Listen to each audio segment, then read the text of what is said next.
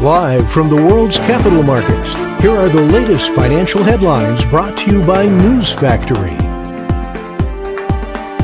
Hello and welcome to Wednesday's financial news.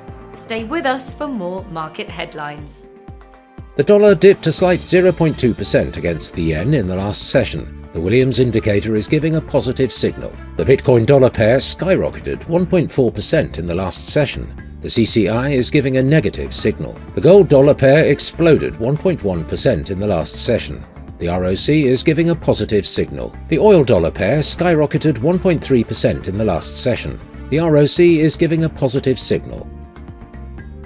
Coming up, the choices from our chief analyst for today. OPEC raised its forecast for world oil demand for the medium and long term in an annual outlook, citing growth led by India, Africa and the Middle East, and a slower shift to electric vehicles and cleaner fuels.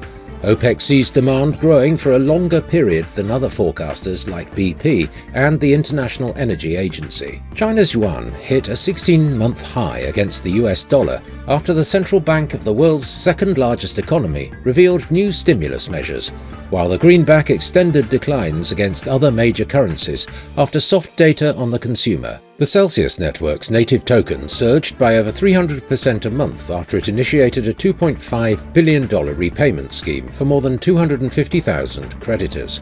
A court filing showed that the bankrupt digital asset lender had repaid about $2.53 billion to 251,000 creditors.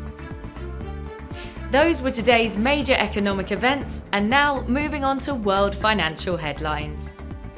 The US MBA mortgage applications will be released at 11 GMT.